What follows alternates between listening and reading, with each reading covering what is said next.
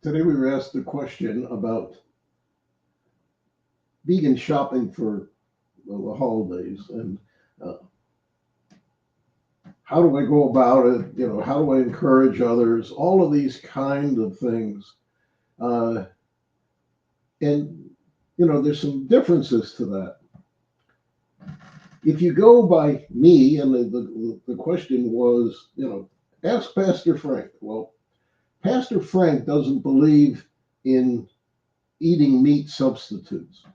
So that takes out all of those other things. I like to eat natural whole foods and I can play around with them. I can make something the way I want it made and I can use my own type of seasonings. I don't have to rely on somebody trying to, mimic ham or turkeys or something else. You want to make something for a nice centerpiece? All right, find a sale on a pumpkin, and they're pretty cheap right now. And or if you can find a big Hubbard squash or something like that, stuff it. And we have, I'm serious, stuff the pumpkin with like we used I have recipes in there like for a Greek vegetable and rice stuffing. There's other things that you can put in, but it essentially is making it vegan. And we can also make it gluten free by just not using bread stuffing. So just you can pick things out, and a lot of the Thanksgiving things are on special. Like I saw they dropped the price of sweet potatoes by about 25% for Thanksgiving. And there's cranberries that have been dropped in price. And so you look around and you find some things and make something from it.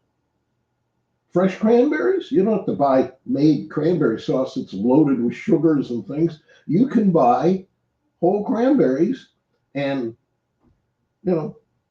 take a couple of navel oranges and a bag of cranberries. And if they're smaller, 2 to 3 oranges, and you can make cranberry orange relish, sweeten it with dates or stevia or whatever you want, add a little cinnamon to it. You can find different things that are traditional things for Thanksgiving that don't even look like the others.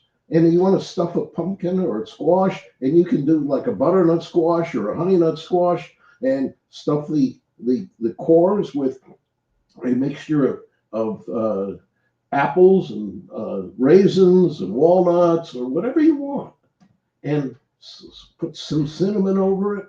And you can make pumpkin spice cookies and whatever you want. But think vegan first. And if you're thinking vegan, you're not going to go shopping in the meat section. You're going to be shopping in the produce section.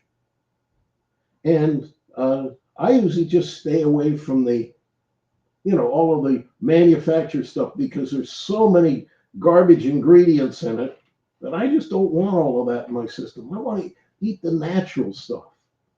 And it doesn't take that much longer to cook it than to try to use the other stuff and warm it up. You can't just take it and that's it, it's ready. You still have to do some work. So just buy normally. And don't hide what you buy. You'd be surprised if you're shopping at places you shop at every week, how many people notice what's in your cart. And I've noticed this, it doesn't take very long for people to realize, oh, he's a vegan, or whatever it is. People notice what's in your cart and show it. If most of your cart is veggies and it's from the produce section, then people know that and they'll see it. And that, to me, is answering that question. How do you do it? Just do what you normally do every day, but maybe improve it a little bit. Amen?